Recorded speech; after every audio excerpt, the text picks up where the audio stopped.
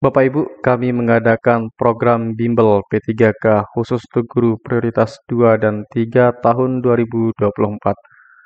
Soal yang kami bahas merupakan soal terakurat Bapak Ibu guru untuk melihat testimoni dari Bimbel kami yang telah dilaksanakan pada tahun 2023.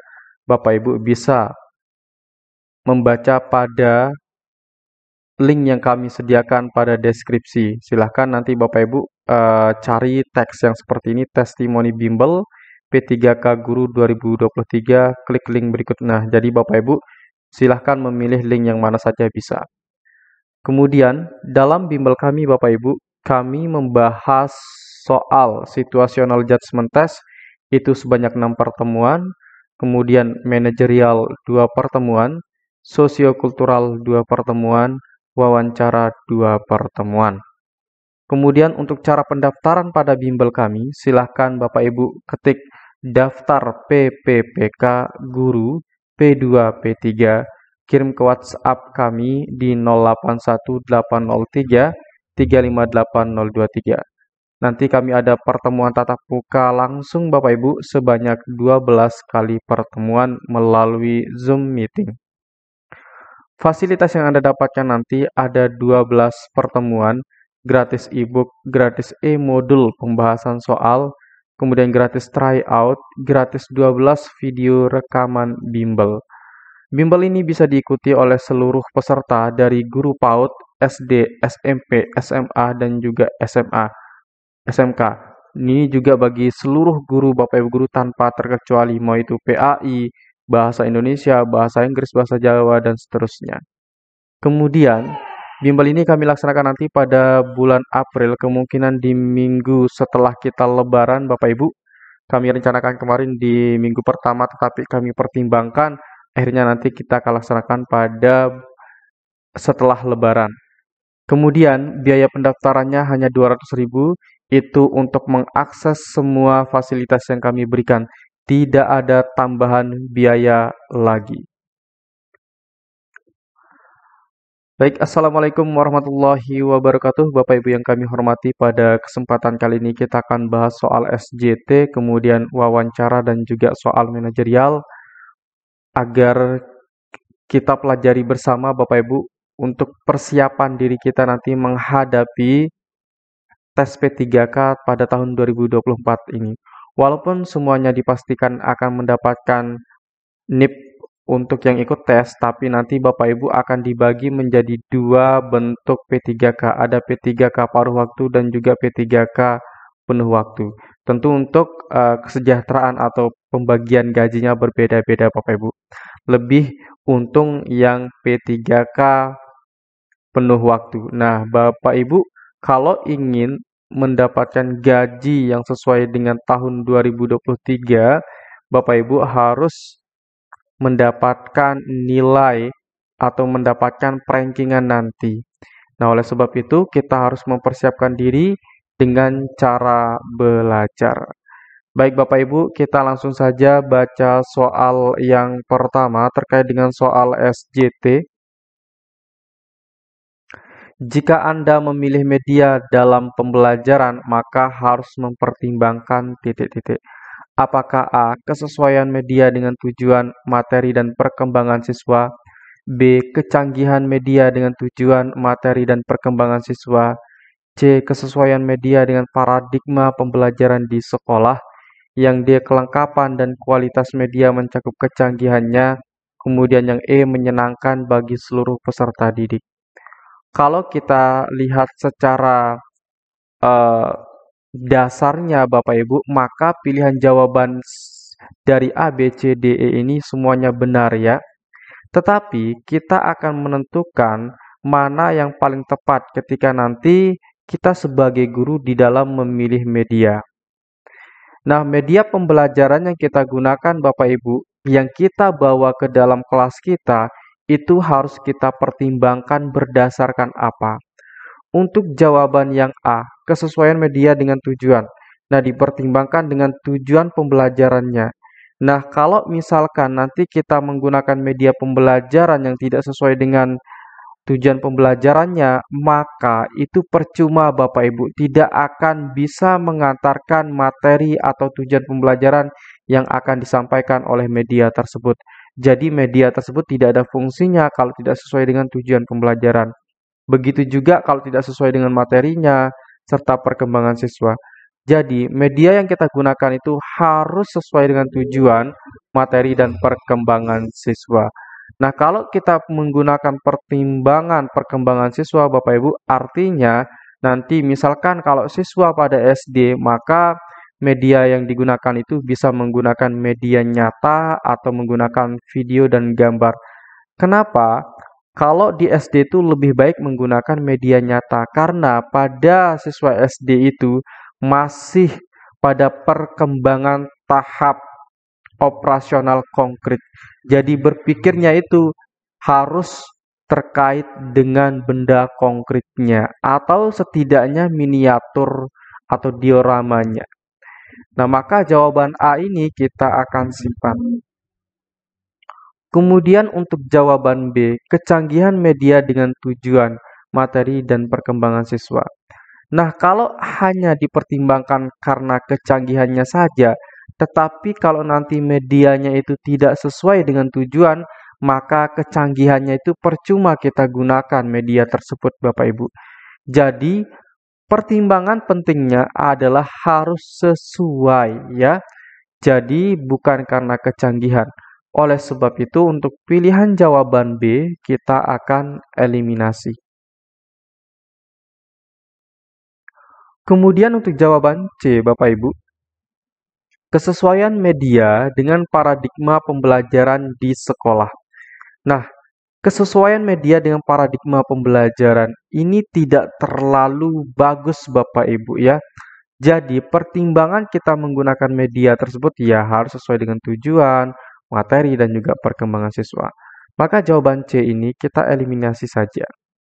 Kemudian untuk jawaban D, kelengkapan dan kualitas media mencakup kecanggihannya.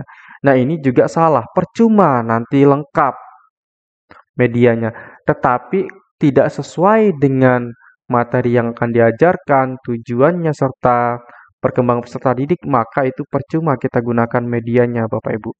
Maka oleh sebab itu, untuk jawaban D ini kita akan eliminasi. Kemudian untuk jawaban yang E, menyenangkan bagi seluruh peserta didik. Nah, apalagi kalau hanya menyenangkan, maka ini kita eliminasi. Maka nanti Bapak Ibu, D dan E itu memiliki poin nilai terendah nanti ya, di antara 1 dan 2. Oke. Jadi, jawaban yang tepat itu yang mana? Tentu jawaban yang paling tepat adalah jawaban yang A.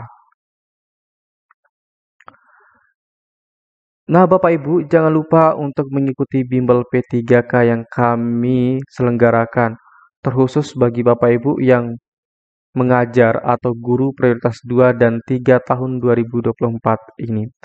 Pembahasan soal yang kami bahas tentu adalah pembahasan yang akurat Bapak Ibu guru. Dan juga untuk cara pendaftarannya silahkan Bapak Ibu guru ketik daftar PPPK guru P2 P3, kirim ke WhatsApp kami di 081803358023.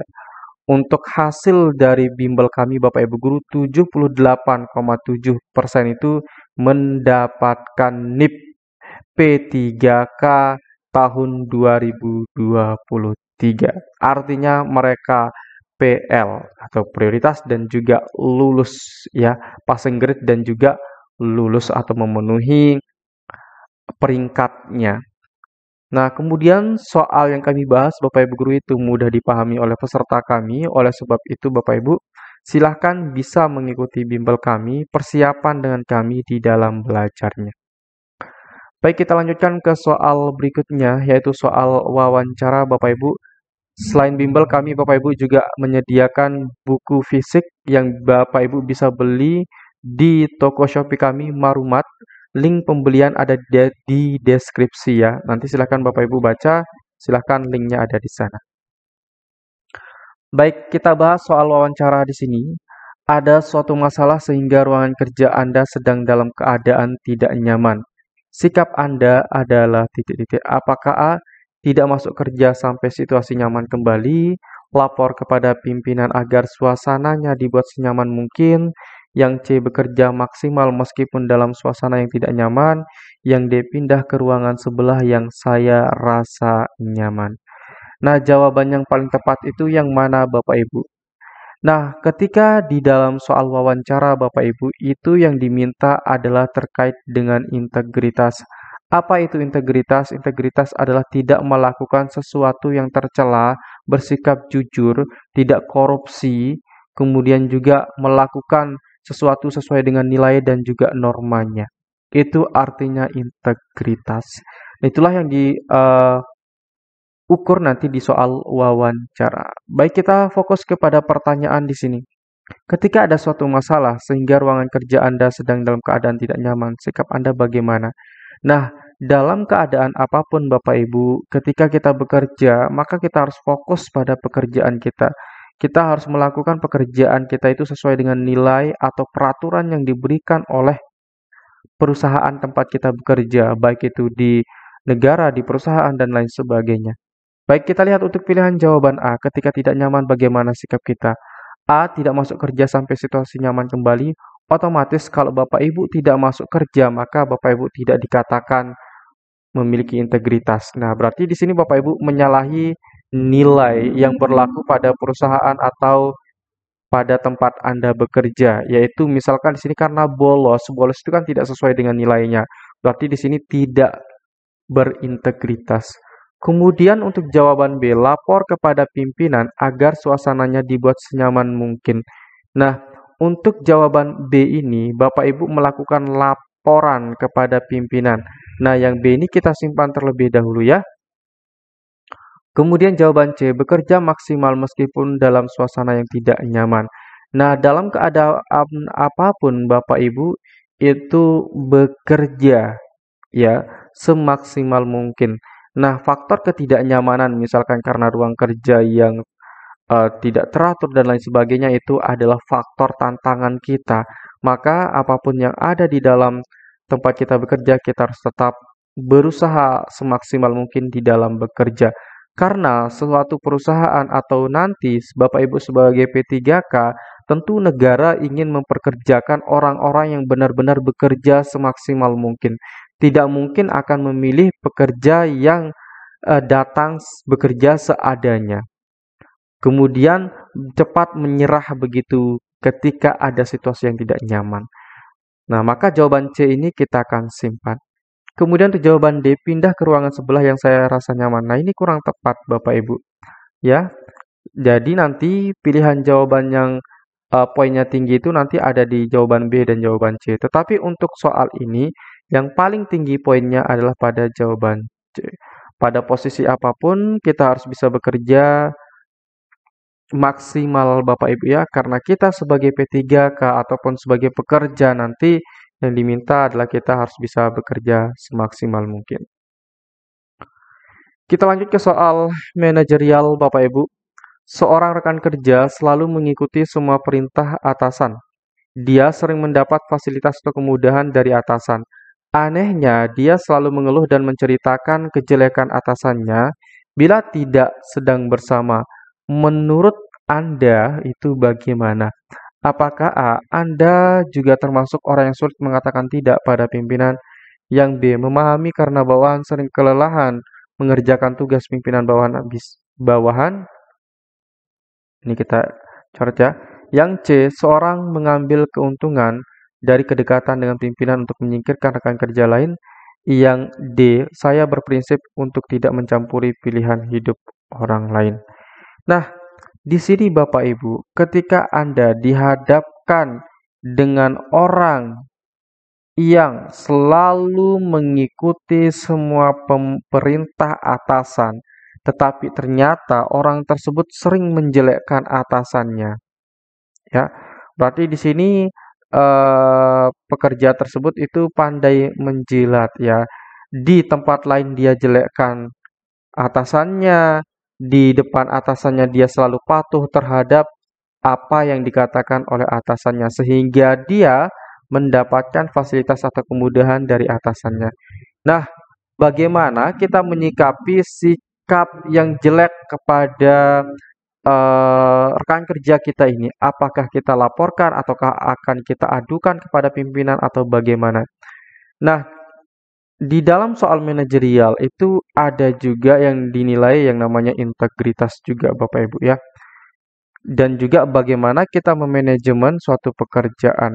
Nah, di sini kita sebagai rekan kerjanya jangan sampai membuat suatu permasalahan ketika kita mengambil sikap atau tindakan. Jangan sampai mengambil tindakan yang membuat tekan kerja kita terpojokkan atau membuat situasi malah akan menyebabkan tidak nyaman dan juga menyebabkan perpecahan atau konflik. Jangan mengambil sikap yang seperti itu. Nah, untuk pilihan jawaban yang A, Anda juga termasuk yang sulit mengatakan tidak pada pimpinan. Nah, yang ini Bapak Ibu kita coba simpan dulu. Kemudian yang B, memahami karena bawahan sering kelelahan mengerjakan tugas pimpinan bawahan. Nah, pimpinan ya, sorry. Oke. Maka untuk yang ini kita eliminasi saja ya Bapak Ibu guru ya. Oke, kemudian yang C, seorang mengambil keuntungan dari kedekatan dengan pimpinan untuk menyingkirkan rekan kerja lain. Nah, ini Bapak Ibu menilai jelek orang lain, maka kita langsung eliminasi saja. Ini nanti poinnya sangat rendah ya. Yang D, saya berprinsip untuk tidak mencampuri pilihan hidup orang lain. Nah, kalau jawaban D ini kita akan simpan juga. Nah, nanti Bapak Ibu yang memiliki poin tinggi itu antara jawaban A dan jawaban D, ya.